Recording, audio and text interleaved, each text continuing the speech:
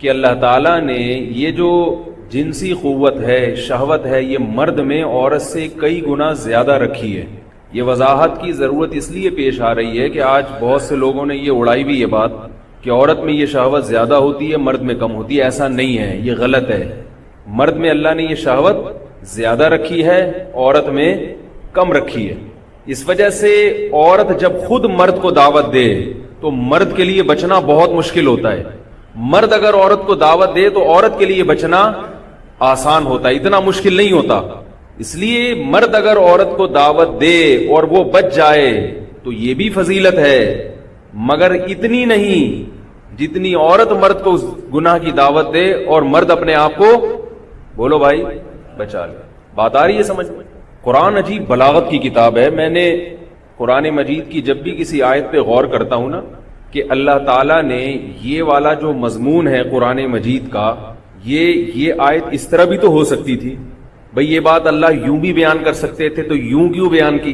تو جب بھی ایسے کبھی ہم نے قرآن مجید کی آیت پہ غور کیا تو ایسے ایسے راز فاش ہوئے ہیں جس سے قرآن مجید کی صداقت کا اور زیادہ یقین آ جاتا ہے کہ ایک لفظ بھی بے موقع نہیں ہے قرآن میں، بے موقع نہیں ہے ایک لفظ بھی۔ اس کی مثال تاکہ آپ کو قرآن پر اور یقین آئے، جو میں نے بات کی ہے نا کہ مرد میں خواہش زیادہ ہے عورت میں کم ہے، میڈیکل سائنس بھی یہ کہتی ہے۔ کچھ حکیموں نے اڑایا ہوا ہے ایسا اس کے برخلاف، اور کچھ لوگوں نے بھی اڑایا ہوا ہے، لیکن حقیقت یہی ہے۔ تبھی اللہ نے مرد کو تعدد کی اجازت دی۔ اشارتاً بات کروں گا، زیادہ نہیں جاؤں گا اس موضوع، اور عورت کو توحد، سمجھ رہے ہو؟ تو اب یہ مسئلہ یہ ہے کہ قرآن مجید میں جہاں بھی احکام کا ذکر آیا اور اس میں مرد اور عورت کا ذکر آیا تو اللہ نے ہمیشہ مرد کو پہلے ذکر کیا اور عورت کو بعد میں، سمجھ رہے ہیں؟ کیونکہ قرآن مجید میں اللہ کا ارشاد ہے وَلِلرِّجَالِ عَلَيْهِنَّ دَرَجَةٌ، ہم نے مرد کو عورت پر ایک درجہ فضیلت دی ہے۔ اب جو لوگ یہ کہتے ہیں کہ مرد کو عورت پر ایک درجہ فضیلت نہیں ہے، گویا اسلام نے یہ ظلم کیا ہے عورت کے اوپر، وہ مشاہدے کا انکار کرتے ہیں۔ ہر چیز میں اللہ نے مرد کو عورت سے زیادہ صلاحیت دی ہے، ہر چیز میں۔ برداشت کی طاقت آپ دیکھ لیں، کس میں زیادہ ہوتی ہے برداشت؟ یہ میرا موضوع نہیں ہے کہ میں مردوں کے فضائل بیان کر رہا ہوں، میں جو قرآن کی بلاغت کی طرف ابھی آ رہا ہوں۔ خواتین پریشان ہوئی، یہ کیا موضوع لے کے بیٹھ گیا؟ آ رہے ہیں ابھی، ذرا تمہید بھی سمجھانی پڑتی ہے نا کہ بات سے بات نکلتی ہے۔ بہت سے لوگ کہتے ہیں نہیں یہ کیوں فضیلت دی اللہ نے مرد کو عورت پر؟ حقوق تو دونوں کے برابر ہیں۔ سورہ بقرہ آپ دیکھیں، وَلَهُنَّ مِثْلُ الَّذِي عَلَيْهِنَّ بِالْمَعْرُوفِ، اللہ فرماتے ہیں کہ مرد کے جو حقوق ہیں ان کی جتنی تاکید ہے عورت کے حقوق کی بھی اتنی ہی تاکید ہے۔ فرق نہیں ہے مرد اور عورت کی بنیاد پر کوئی۔ مثال کے طور پر آپ عورت کا پیسہ کھا جائیں یہ سوچ کے کہ یہ چونکہ عورت ہے اور مجھے اللہ نے فضیلت دی ہے، اس کی اجازت نہیں ہے۔ اللہ فرماتے ہیں جتنا تمہارا پیسہ کوئی کھائے گناہ ہے نا، تم اگر عورت کا پیسہ کھاؤ گے وہ بھی ایسا ہی ہے، بلکہ وہ زیادہ گناہ ہے، کیونکہ اللہ نے عورت کا مال کھانے سے قرآن میں الگ سے منع کیا ہے۔ ویسے بھی اللہ نے منع کیا کہ ایک دوسرے کا مال ناحق مت کھاؤ، لیکن عورت کے بارے میں اللہ نے الگ سے فرمایا لا یحل لکم ان ترثوا النساء کرہا، عورت کے مال کے زبردستی والے وارث بن جاؤ یہ تمہارے لیے حلال، بولو بھائی نہیں۔ تو حقوق میں برابر ہے۔ حقوق میں برابر کا مطلب کہ بھئی جو ذمہ داریاں اس کی ہیں وہ اس نے پوری کرنی ہے، اور جو اس کی ہے وہ اس نے پوری کرنی ہے۔ نہیں کرے گا یہ نہیں کہہ سکتا میں چونکہ مرد ہوں لہذا میں اپنی ذمہ داریاں تھوڑی کم پوری کروں گا، بیگم تم پوری ذمہ داریاں، ایسا کریں گے تو کوئی بھی نہیں آئے گا۔ آئی بات سمجھ؟ تو ایسا نہیں ہے۔ لیکن اللہ نے ساتھ ساتھ کیا فرمایا کہ فضیلت ہم نے کس کو دی؟ مرد کو۔ فضیلت کس اعتبار سے کہ رائے کس کی چلے گی، یعنی حاکم کون بنے گا، گھر کا سربراہ کون بنے گا، مرد بنے گا۔ ملک کا سربراہ کون بنے گا، مرد بنے گا۔ ملک کا سربراہ بھی شریعت میں عورت کو بننے کی اجازت نہیں، اور گھر کا سربراہ بننے کی بھی عورت کو اجازت نہیں ہے، سربراہ مرد ہوگا ہمیشہ۔ تو اب یہاں پر مسئلہ یہ ہے کہ اسی وجہ سے اللہ نے مرد کو پہلے بنایا، یہ بھی آپ دیکھیں پہلے کون بنائے، آدم علیہ السلام، اور پھر حضرت حوا۔ اور اللہ نے اور مزید مرد کی فضیلت کو ثابت کرنے کے لیے کہ حضرت حوا کو الگ مٹی سے نہیں بنایا۔ بھائی دیکھو ایسے بھی تو ہو سکتا تھا کہ ادھر آدم علیہ السلام کا پتلا بنایا جاتا، اس میں جان ڈالی جاتی، ادھر اما حوا کا پتلا بنایا جاتا، اس میں جان ڈالی جاتی, دونوں کی شادی ہو جاتی اور یہ ڈھیر سارے یہ جو ہم لوگ بیٹھے ہوئے ہیں یہ پیدا ہو جاتے. ایسا بھی تو ہو سکتا تھا نا. کیا خیال ہے بھائی؟ جب آپ نسل بڑھانے کے لیے کوئی بھی چیز خریدتے ہو, طوطے خریدتے ہو, تو ایک نر لے کر آتے ہو, ایک مادہ لے کر آتے ہو, ایک گائے لے کر آتے ہو, ایک بیل لے کر آتے ہو. ایسا تو نہیں ہوتا بیل چاہیے بس میں اسی میں سے خود ہی گائے نکال لوں گا. ایسا کریں گے تو کوئی آئے گا؟ ہے بھائی, لوگ آپ کو بیوقوف سمجھیں گے, کوئی بھی نہیں آئے گا. تو اللہ تعالیٰ بھی تو ایسا کر سکتے تھے کہ ادھر آدم علیہ السلام کا پتلا بنائیں اور ادھر حضرت حوا کا. یہ باتیں کتابوں میں نہیں ملیں گی آپ کو. بہت سی ہم ٹیکنیکل باتیں ایسی کرتے ہیں جو کتابوں میں نہیں ہوتی, لیکن وہ غلط بھی نہیں ہوتی کہ یہ سمجھیں کہ آپ کتاب میں لکھی ہوئی, اور ہو سکتا ہے کہیں لکھی بعض باتیں میں ایسے کہتا ہوں تو کتاب میں حوالہ بھی مل جاتا ہے پھر اس کا. تو آدم علیہ السلام کو اللہ نے بنایا, اور اللہ یہ بھی کر سکتے تھے کہ اما حوا کو الگ سے بناتے, مگر نہیں, ایک بنایا آدم, اسی سے اما حوا, اور پھر ان دونوں سے پوری نسل پیدا کر. اس میں حکمت کیا ہے؟ حکمت یہ ہے کہ انسانیت تمام کی تمام ایک انسان پہ جا کے جمع ہو جائے, اکیلے آدم پہ, اور اما حوا میں بھی خصوصیات کس کی آ جائیں؟ بولو بھائی, آدم علیہ السلام کی. سمجھ رہے ہو؟ تو مرد کو اللہ نے کیا بنا دیا؟ ہر لحاظ سے اصل بنا دیا کہ عورت بھی بنے گی تو اسی کی پسلی سے بنے گی, یہ سب کی کیا ہے؟ اصل ہے. تو ہم سب کی تمام خصوصیات کس میں جا کے جمع ہوتی ہیں؟ آدم علیہ السلام میں, جن میں حضرت حوا بھی داخل ہیں. اور دوسری حکمت یہ کہ اللہ تعالیٰ دونوں کو الگ الگ پیدا کرتے تو عورت کا بھی ایک مستقل وجود ہوتا اور مرد کا بھی ایک مستقل وجود ہوتا. جبکہ اللہ عورت کو یہ سمجھانا چاہتے ہیں کہ تمہیں مرد کا سایہ چاہیے, تم اس کی آغوش میں رہ سکتی ہو, یہ تمہاری فطرت ہے. اس لیے مرد کو مستقل پیدا کیا گیا اور عورت کو آدم علیہ السلام کی پسلی سے بنایا گیا کہ ان کا مستقل وجود نہیں ہے, یہ اسی مرد کے جسم کا ایک ٹکڑا ہے. نہیں آ رہی بات؟ یہ اسی جسم کا ایک ٹکڑا ہے, مستقل اس کا وجود نہیں ہے. ویسے تو سب کا مستقل وجود ہی ہوتا ہے, لیکن ایک چیز ہے نا کہ جب ابتدائی انسانیت کی ابتدا کی جا رہی تھی تو اس کی رعایت کی گئی, اور جسم کا ٹکڑا بنانے کا فائدہ کیا ہوا؟ وہ ساری خصوصیات کس میں آ گئیں؟ اما ہوا میں. تیسرا مسئلہ کیا اس میں حکمت ہے کہ آدم علیہ السلام کو تو اللہ نے کامل بنایا ہے, جو ہے نا ان کے جو اجزائے ترکیبی تھے وہ تو کامل. ظاہر ہے جب آپ کے جسم کا ایک ٹکڑا ہوتا ہے تو اس میں وہ تمام خصوصیات نہیں آتی, اس میں وہ تمام چیزیں نہیں آتی. اسی وجہ سے رسول اللہ صلی اللہ علیہ وسلم نے ارشاد فرمایا, الا ان المرأة خلقت من ضلع وان من اعوجها اعلاها.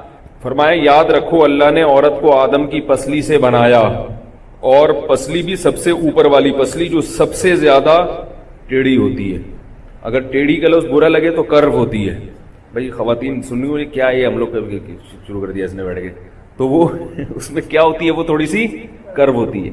تو آپ صلی اللہ علیہ وسلم نے فرمایا اس کرو ہونے کے اثرات عورت کی ذات کے اندر آئے ہیں, یہ لازمی آئے. اور یہ خواتین کی برائی کے طور پہ نہیں بیان کیا, اچھائی کے طور پہ بیان کیا. وہ اچھائی کیا ہے؟ آپ نے فرمایا فَإِن ذَهَبْتَ تُقِيمُهَا تُكَسِّرُهَا. اگر تم اس پسلی کو سیدھا کرنے کی کوشش کرو گے تو وہ کبھی سیدھی ہو سکتی ہے پسلی؟ فرمایا وہ ٹوٹ جائے گی. الا وَإِنَّ كَسْرَهَا طَلَاقُهَا. فرمایا اس کا ٹوٹنا کیا ہے؟ طلاق ہو جانا.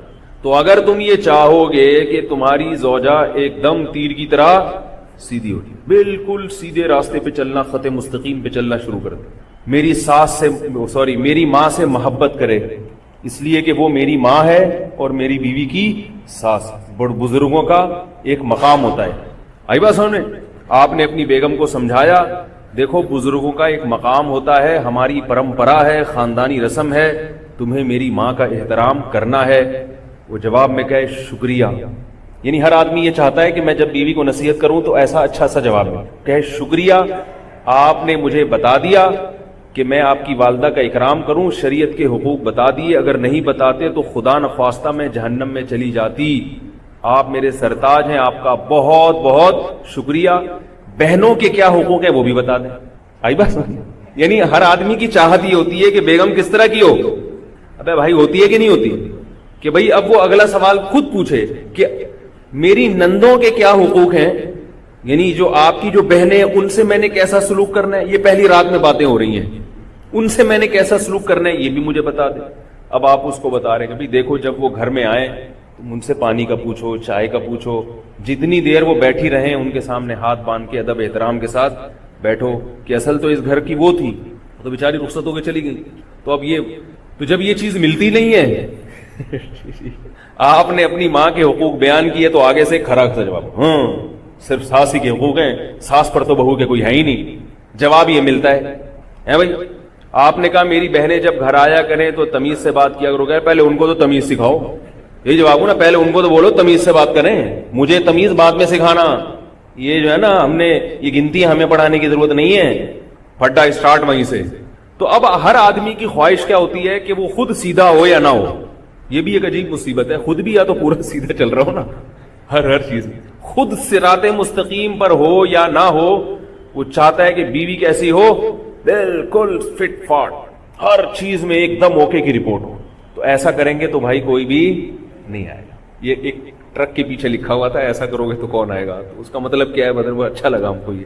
تو اسی وجہ سے نبی نے فرمایا کہ نہیں، فرمایا کہ فَإِنِ اسْتَمْتَعْتَ بِهَا، اگر تم اس سے فائدہ اٹھانا چاہتے ہو تو استمتعتها وفيها عوج، اسی ٹیڑھے پن کے ہوتے ہوئے اس سے فائدہ اٹھاؤ، اس کی خامیوں کے ہوتے ہوئے اس سے فائدہ اٹھاؤ، کیونکہ زندگی مسافر خانہ ہے، سارے مزے دنیا میں نہیں ملتے۔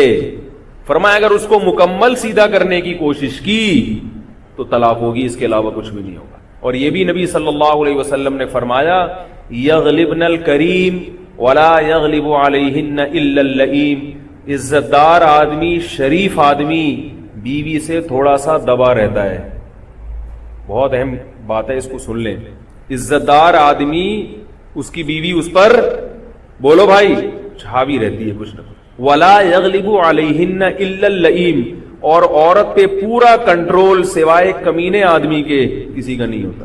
کیسے عجیب الفاظ، صحیح حدیث ہے۔ کیوں؟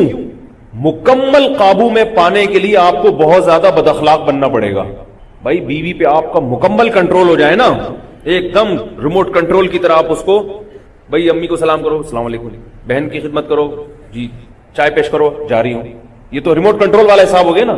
اس کا مطلب ہے آپ اتنے چنگیز خان کی اولاد میں ہو آپ، کیونکہ آپ نے اس کو سیدھا کیا ہے تو بہت کچھ آپ نے اس کا توڑا پھوڑا ہوگا آپ نے اس کو۔ تو یہ کمینہ پن اس لیے ہے کہ کمزور پر اتنا روب جھاڑنا کہ وہ بالکل آپ کے تابع ہو جائے، یہ مرد کی مردانگی اور غیرت کے خلاف۔ طاقتور آدمی کبھی کمزور پہ روب نہیں جھاڑتا، وہ ہمیشہ اپنے جیسے سے لڑتا ہے۔ ہمارے ایک رشتے دار تھے، بڑی پیاری بات کرتے تھے، کہتے ہیں میرا جب بھی پھٹا ہوا ہے نا اپنے آفیسر سے ہوا ہے، کبھی ماتحت سے نہیں ہوا۔ ماتحت کی غلطیوں سے کیا کرتا ہوں یار، بولو گے تو بھائی بات آگے چلے گی اللہ کی۔ ماتحت کی غلطیوں کو کیا کرتا ہوں درگزر، کیونکہ تو میرے کنٹرول میں ہے نا، ان کو تو میں تھپڑ لگا دوں انتقام نہیں لے سکتے، ان کو میں جاب سے نکال دوں احتجاج نہیں کر سکتے۔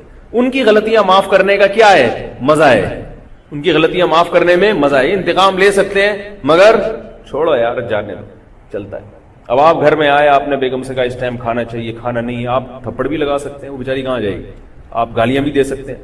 آج کل تو ماں باپ بھی قبول نہیں کرتے، بیٹی جائے نا شوہر کے گھر سے بھاگ کے، ماں باپ کہتے ہیں چلو واپس، چاہے وہ جتنی مجبور کیوں نہ ہو۔ یہ بھی غلط ہے بھائی، اگر بہت مجبور ہے تو ماں باپ کو ایسے نہیں کرنا چاہیے کہ بس اب ہم نے رخصتی کر دی اب جاؤ دفعہ ہو۔ ایسے کیسز آتے ہیں، شوہر سگریٹ سے جلا رہا ہے، ٹارچر کر رہا ہے، ذہنی کوف دے رہا ہے اور وہ نفسیاتی بن رہی ہے، ابا کو فون کرتی، ابا کہتے ہیں بس یہاں آنے کی اجازت نہیں ہے، طلاق نہیں، ہم نہیں لے سکتے، ہماری خاندان کی پرمپرا نہیں ہے کہ طلاق لے کے لڑکی گھر میں بیٹھے۔ اس کے بعد لڑکی تھوڑے دنوں میں سائیکی ہو جاتی ہے، پاگل ہو جاتی ہے اور پتہ نہیں کیا کیا ہونے لگتا ہے اس کے ساتھ۔ تو ماں باپ کی ذمہ داری، بھائیوں کی ذمہ داری جیسے یہ ہے شادی کرنا، تو شادی کے بعد بھی خبر گیری کرنا کس کی ذمہ داری ہے؟ تبھی تو سالوں کو اچھا نہیں سمجھا جاتا، کیونکہ وہ بہنوں ہی سے پوچھتے رہتے ہیں ہاں بھائی خیریت سب ٹھیک۔ تو یہ بھی ذمہ داری ہے نکاح کے بعد بھی لڑکی کے بھائیوں کی کہ اگر اس کے ساتھ سسرال میں ظلم زیادتی ہو رہی ہے تو وہ اپنے گھر کے دروازے کھول کے رکھیں کہ بھائی رہو عزت کے ساتھ، خامخواہ میں اس کو پن نہ کریں کہ وہ طلاقیں لینا شروع کرے، لیکن اس کے لیے کہیں کہ بھائی دیکھو گزارا کرو حتی الامکان۔ شریف عورت اپنے شوہر کی خامیوں کو برداشت کرتی ہے اور حتی الامکان گھر بسانے کی کوشش کرتی ہے۔ بالکل اگر ناقابل برداشت معاملہ ہو جائے تو پھر قرآن نے بھی کہا ہے کہ علیحدگی اختیار کرو، پھر علیحدگی کے لیے اس کو گھر کے دروازے بولو بھائی کھول کے رکھیں، کیونکہ ایسے کیسز آ رہے ہیں کہ دروازے بند کر دیتے ہیں ماں باپ، اس کے بعد پھر وہ کبھی گھر سے بھاگ رہی ہے، کبھی کیا کر رہی ہے، کبھی دوسرے مردوں سے ناجائز تعلقات پیدا ہو جاتے ہیں اس کے، ایسی یہ سب غلط ہے. یہ خوب یاد رکھو، جہاں طلاق شریعت میں ناپسندیدہ ہے وہیں سخت مجبوری میں طلاق نہ دینا ناپسندیدہ ہے اور طلاق نہ لینا ناپسندیدہ ہے. یہ آیتیں ہم ممبر پہ بتاتے ہوئے بھی ڈر لگتا ہے کہ لوگ غلط مطلب نہ لیں. دیکھو قرآن مجید میں اللہ کا ارشاد ہے کہ میاں بیوی محبت سے رہیں. وَإِنْ خِفْتُمْ شِقَاقَ بَيْنِهِمَا کتنے اسٹیپ بیان کیے ہیں قرآن نے. میں جلدی جلدی وہ اسٹیپ بتا دوں تاکہ بات چلیے تو کمپلیٹ ہو جائے. قرآن نے کیا کہا؟ کوئی صاحب رکشے پر بیان سننے آئے ہیں، رکشے کی پارکنگ بہت غلط ہے، رکشے کو مسجد کی طرف پارک کریں. بھائی گلی کو بند نہ کیا کریں. جو بھی صاحب آئے ہیں، جو رکشے کے جو بھی ڈرائیور ہیں، وہ ان سے گزارش ہے کہ وہ بالکل دیوار سے چپکا کے رکشہ کھڑا کریں. اچھا خیر، قرآن مجید نے کیا بیان کیا؟ وَإِنْ خِفْتُمْ شِقَاقَ، بلکہ قرآن نے پہلے کیا بیان کیا؟ سب سے پہلے تو بیان کیا کہ بھائی مکمل سیدھا دنیا میں بولو بھائی کوئی نہیں ہوتا، برداشت کرو. برداشت والی پالیسی کہ بھائی خوبیاں زیادہ ہیں خامیاں کم ہیں، چلاؤ گزارا چلاؤ، دنیا مسافر خانہ ہے، چلاؤ گزارا. اور اگر گزارا نہیں ہو رہا، نہیں بھائی خامیاں بہت زیادہ ہو گئی ہیں، ہر چیز پہ لڑائی ہو رہی ہے، ہر مسئلے میں دماغ سر کے بال گرنا شروع ہو گئے، زیادہ ہی مسائل ہو رہے ہیں، تو پھر اللہ نے کیا فرمایا؟ عظوہن، محبت سے سمجھاؤ. جس سے کاؤنسلنگ کرنا کیا بٹھاؤ بھائی دیکھو ایسے ہے، یوں ہے، اگر آپ یوں سیٹنگ پہ آ جاؤ تو پورا گھر سیٹنگ پہ آ سکتا. خام خواہ کی لڑائیاں ہو رہی ہیں اور میں الگ گھر لے کے دے نہیں سکتا، میرے پاس پیسہ نہیں. ساری باتیں تمیز سے، یہ نہیں کہ گلاس توڑ توڑ کے اس کو سمجھانا شروع کر دو، ٹھوکریں مار مار کے، آرام سے، تمیز سے، محبت سے. اور یہ جو کاؤنسلنگ ہوگی اس کے لیے ٹائم بھی ایسا ہونا چاہیے جب ذہن فریش ہوتا ہے. ایسا ٹائم کہ اس میں جلے بھنے بیٹھے ہوئے ہیں نا، تو اچھی بات بھی انسان کو بری لگتی ہے. تو ایسے وقت میں اللہ نے کیا فرمایا کہ اس کو نصیحت کرو. آگے اللہ فرماتے ہیں اگر نصیحت کا بھی اثر نہیں ہو رہا، اس کی سمجھ میں نہیں آ رہا، تو پھر اللہ فرماتے ہیں کچھ دن کے لیے روٹھ جاؤ، بستر الگ کر دو. تھوڑا سا ناراض ہو، یہ تھوڑی کہ گھر میں چیزیں اٹھا کے لاتے ہیں، گھسیں، گالیاں، اور ماں بہن کی گالیاں شروع کر دیتے ہیں آج کل لوگ. تو اللہ کیا فرما رہے ہیں؟ بستر الگ کر دو، ناراض ہو جاؤ تھوڑے دن کے لیے. اس سے بھی فائدہ نہیں ہو رہا، بات بڑی ڈھیٹ ہوتی ہے، اس سے بھی فائدہ نہیں ہو رہا. وَضْرِبُوهُنَّ، تو ہاتھ بھی اٹھا سکتے ہو. وَضْرِبُوهُنَّ، ان کو مارو، لیکن مارنا جانوروں کی طرح پیٹنے کی اجازت نہیں ہے، چہرے پہ نہ مارا جائے. تو ہاتھ اٹھانے کی اللہ نے اجازت دی ہے، یہ قرآن میں منصوص ہے. اس کو عورت پہ ظلم سمجھنا غلط ہے، کیونکہ ہر عورت کے بارے میں نہیں ہے یہ. جو عورت اتنی ڈھیٹ ہے، پہلے تو اللہ نے کیا فرما دیا کہ مکمل خامیاں صحیح نہیں کرو، بس گزارا چلاؤ. بہت زیادہ ناقابل برداشت معاملہ ہو رہا ہے تو پھر نصیحت ہے، اس سے فائدہ نہیں ہو رہا بستر علیحدہ کر لیا، اس سے فائدہ نہیں ہو رہا اعتدال کے ساتھ مار. یہ مارنے کی اجازت کیوں دی؟ گوروں کے ہاں مارنے کی اجازت نہیں ہے. تو نتیجہ کیا نکلتا ہے؟ پھر طلاق ہوتی ہے. عورت پہ ہاتھ اٹھا لینا ایسی سخت مجبوری میں، اس کا فائدہ یہ ہوتا ہے کہ طلاق تک نوبت نہیں پہنچتی، کیونکہ طلاق کے بعد عورت کو اور مرد دونوں کو نقصان زیادہ ہوتا ہے. اور دوسری مرد کی فطرت ہے کہ جب بھی وہ اپنا غصہ نکالتا ہے نا، اس کو بعد میں ندامت کا احساس ہوتا ہے. یہ اللہ نے مرد کی فطرت بنائی ہے. حکیم الامہ مولانا اشرف علی تھانوی رحمہ اللہ تعالیٰ نے بہشتی زیور میں لکھا ہے، عورتوں کو نصیحت کی ہے کہ میاں صاحب کو جب غصہ آئے اور وہ اول فول بک رہے ہوں، تھوڑی دیر کے لیے برداشت کر لو، جب اس کا غصہ ٹھنڈا ہوگا اس کو خود بخود ندامت ہوگی. آج کل یہ چیزیں اسکولوں میں بھی نہیں بتائی جاتی، یونیورسٹی میں بھی نہیں بتائی جاتی. یہ تو مذہب نے بتائی ہیں نا یہ چیزیں، بزرگ لوگ کہہ کر گئے ہیں، تو کوئی تو وجہ ہوگی. ہوتا کیا ہے کہ مرد کو جب غصہ آیا ہوا ہے، اس نے کچھ سنائی تو بیگم صاحبہ بھی آگے سے اینٹ کا جواب پتھر سے، تو پھر اس کو مردانگی کے خلاف سمجھتا ہے اور معاملہ کیا ہو جاتا ہے؟ وہ بگڑ جاتا ہے. عورت تھوڑی دیر کے لیے، مردوں کی طبیعت میں اللہ نے غصہ رکھا ہے، اس کی پھر ایک میرا بیان ہو چکا ہے کیوں رکھا ہے. یہ پہروٹی ہوتے ہیں تھوڑے سے، مرد جو ہے نا وہ تھوڑا سا بد اخلاق ہوتا ہے، یہ اللہ نے بنایا ہے اس کو. شیر ہے نا جنگل کا، بھائی جنگل کا شیر دھاڑ دھوڑ تو کرتا رہے گا نا، وہ تبھی تو شیر ہے. تو مرد کی فطرت میں بھی اللہ نے چونکہ سربراہ بنایا ہے، اور جو بھی سربراہ ہوگا، جو حاکم ہوگا، اس کی طبیعت میں خود بخود سختی ہوگی، کیونکہ سختی کے بغیر آپ حکومت کر نہیں سکتے. دیکھو فوج کے پاس کنٹرول ہوتا ہے نا، تو فوجی جتنا بڑا آفیسر ہوگا نا فوج کا، اتنا غصے کا تیز ہوگا. یہ تو ہم نے دیکھا ہے. میں نے کچھ وقت پاکستان نیوی کے ایک ادارے میں گزارا ہے، تو جیسے ہی کوئی بڑا آفیسر آتا تھا نا سروے کرنے کے لیے تو سب کانپنا شروع کر دیتے تھے, سر پتہ نہیں کیا کریں گے. وہ آنے کے بعد پتہ ہے کیا کرتے تھے, کوئی بھی آ رہا ہے لیفٹنٹ کمانڈر سے اوپر کے جو بھی لوگ تھے نا وہ بہت ہی عجیب ہوتے. وہ کیا کرتا تھا, آ کے انہوں نے جو کمیشن آفیسر تھے جو اپر لیول کے, وہ جب آ کے ہوٹل پہ چیک کرتے نا کہ کب ٹوٹا ہوا ہے, تو وہ یہ نہیں کرتے آرمی کے آفیسر کہ اس کو جوڑ لینا, وہ اس کو اپنی توہین سمجھتے ہیں کہ ٹوٹا ہوا کب آرمی کے ہوٹل میں کیوں ہے, وہ اٹھا کے دیوار پہ مارے گا, توڑ دے گا اس کو. ہم نے اپنی آنکھوں سے دیکھا ہے. آپ کسی بھی آرمی کے آفیسر سے پوچھ لیں کہ ان کے ایٹیٹیوڈ یہی ہوتے ہیں, آرمی کے جتنے بڑے بڑے آفیسر ہیں نا. اور یہ آرمی انگریزوں نے اس کو وہ بنایا ہے بڑے سوچ, اصل میں تو برطانیہ کی آرمی تھی نا, تو انگریز ہے بڑا ہوشیار. اس نے برطانیہ میں جب آرمی بنائی تو اس نے یہ اصول اور ضابطے بنائے کہ جتنا بڑا آفیسر ہوگا وہ اتنا ہی پخروٹی ہوگا, کیونکہ جتنا غصے کا تیز ہوگا ماتحت پہ کنٹرول اتنا ہی اس کا زیادہ ہوگا. لوگ ڈریں گے کیونکہ جنگ میں روب کی ضرورت ہے. ورنہ اب کیا ہے کہ جیسے ہی کوئی بڑا آفیسر سروے کے لیے آئے گا سارے ہوٹل والے کانپنا شروع, یار یہ ٹوٹے ووٹے کب چھپا دو, نئے کب خرید کے نا اچھا اس کو, کیونکہ روب ہے تو کام ہو رہا ہے نا. جنگ میں یہ روب کام آتا ہے. اب جنگ میں اگر آرمی کا آفیسر فوجی سے کہے یار تم فائر کرو, وہ کہہ رہا ہے ابھی میں ادھر کھجا رہا ہوں, میں ادھر چائے تو پینا تھا یار. کہہ رہا ہے میں تیرے کو کہہ رہا ہوں بھائی تو فائر کر. سر کیا فائر لگا کے رکھیے, کر لیں گے نا یار, ایسے چلے گا حساب, اتنی دیر میں وہاں سے بم آ جائے گا. تو گورا بڑا ہوشیار ہے, اس نے جو آرمی بنائی اس کے اصول بڑے زبردست بنائے, اور یہی اصول شریعت میں بھی ہیں کہ بھائی امیر کی سننی ہے, اس میں نو کا آپشن نہیں ہے آپ کے پاس. تو ٹھیک ہے گھر میدان جنگ نہیں ہوتا لیکن میدان جنگ بھی بن جاتا ہے. تو اس لیے اللہ نے مرد کو چونکہ گھر کا سربراہ بنایا ہے تو اس کی فطرت میں غصہ ڈال دیا ہے, تھوڑا سا بد اخلاق بنا دیا اس کو, تھوڑا سا اڑی اڑی کرے گا, وہ کرنی نہیں چاہیے. جلدی سے سمیٹ کے ختم کرتا ہوں, موضوع مکمل چینج ہو گیا. میں نے بات شروع کہاں سے کی تھی ہے؟ ہاں میں یہ کہہ رہا تھا اللہ نے مرد کو بڑا بنایا ہے تو خواتین کو اشکال, یہ کس پر آئی تھی بات, یہ آدم علیہ السلام پہ بات شروع ہوئی تھی کہ آدم علیہ السلام کی پسلی سے اللہ نے عورت کو کیوں بھائی, اس کے بارے میں علمی نکات بیان کر رہا تھا. اس میں حکمت یہ, اس میں حکمت یہ, اس میں ایک حکمت, آخری حکمت وہ یہ ہے کہ آدم علیہ السلام ہی کے جسم سے بنایا نا اس کو, تو انسان اپنے آپ سے مانوس ہوتا ہے. دیکھو مثال تو بڑی بیہودہ ہے مگر سمجھ میں فوراً آئے گی. جب بھی کوئی شخص بیت الخلا میں بیٹھتا ہے اپنی بدبو سے گھن آتی ہے اس کو, بولو بھائی, حالانکہ کیسے ہی گندی بدبو ہو مگر گھن نہیں آئے گی. اور اس سے زیادہ صاف ستھرا آدمی تھوڑی دیر پہلے واش روم سے نکلا ہو, کیسا ناک پکڑ کے جائے گا اندر اور گالیاں بھی دیتا جائے.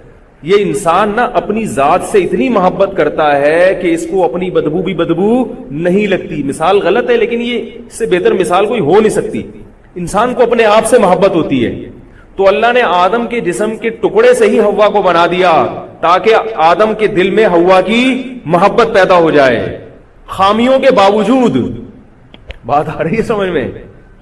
کیونکہ اپنی خامیاں بھی انسان کو نظر نہیں آتی. تو مرد کے لیے عورت جو ہے نا اسی کے جسم کا ٹکڑا ہے, حدیث میں آتا ہے فَإِنَّهُنَّ شَقَائِقُ الرِّجَالِ, اور اپنی چیز خراب بھی ہو تو بہرحال اچھی لگتی ہے انسان, تاکہ جنس ہو, میلان ہو اس کی طرف. تو یہ اللہ تعالیٰ کی بہت بڑی حکمت تھی. تو اور یہ بھی ایک حکمت تھی کہ آدم علیہ السلام کو پہلے لایا گیا, عورت کو بعد میں, یہ بتانے کے لیے کہ مرد عورت کے بغیر رہ سکتا ہے, کچھ تصور ہے اس کا, مگر عورت کو پہلے زمین پہ آنے کے لیے پہلے مرد کا سایہ چاہیے. عورت کو دنیا میں لانے کے لیے پہلے مرد کا انتظام کیا گیا جو اس کی نگرانی کرے گا. نہیں یار نا کیسے, اس لیے عورت کو نگرانی کی ضرورت ہے. ورنہ حضرت ہوا پہلے آتی بالکل آزاد, کوئی میرے اوپر مجھے آرڈر دینے والا نہیں ہے, میں بالکل آزاد ہوں. تو اسلام عورت کے لیے اس آزادی کا قائل نہیں ہے. عورت جب بیٹی ہے کہیں جائے گی تو ابا کو بتا کے جائے گی, ابا میں وہاں سے وہاں جا رہی ہوں, وہاں سے وہاں آ رہی ہوں, یہ فلانے صاحب کا نمبر ہے دیکھ لیں, ٹھیک ہے نا, آپ کے میرے چچا کا نمبر دیکھ لیں. اب ابا وہ کہنے کے نمبر کس کا ہے, آپ کون ہوتے ہیں مجھ سے پوچھنے والے. یہ اسلام کا مزاج اور یہ فطرت کا مزاج نہیں ہے. ابا نہیں ہے تو بھائی نگرانی کریں گے. کئی مردوں کے سائے ہوتے ہیں عورت کے گرد, پھر جیسے ہی نکاح ہوا تو اب کون ہے, شوہر ہے. خواتین اس میں اپنی توہین محسوس کرتی ہیں, یہ کیا بات, بھائی میاں کی تو کوئی نگرانی نہیں ہو رہی, وہ تو جہاں مرضی جا کے بیٹھ رہا ہے. میں کہیں تھوڑی دیر لیٹ ہو جاؤں تو فوراً مس کال آ جاتی ہے, بیگم کہاں ہو. یہ بھی خواتین کہتی ہیں مرد کو ریموٹ کنٹرول کی طرح, بھائی نہیں ہو سکتا. وہ مرد کو عورت کنٹرول نہیں کر سکتی اور نہ کرنے کی اجازت ہے. عورت مرد سے اپنے حقوق کا مطالبہ کر سکتی ہے کہ بھائی ٹھیک ہے آپ سارا دن کہاں گھومتے ہیں مجھے نہیں پتا, لیکن رات کم از کم میرے ساتھ ہونی چاہیے. یہ عورت کا حق ہے کہ شوہر رات کس کے ساتھ گزارے, اور رات کا مطلب رات یعنی کہ 3:45 بجے رات کو آ رہا ہے. اب خواتین کیا کرتی ہیں, کہیں بھی بیٹھا ہوا ہے نا, فون کر کے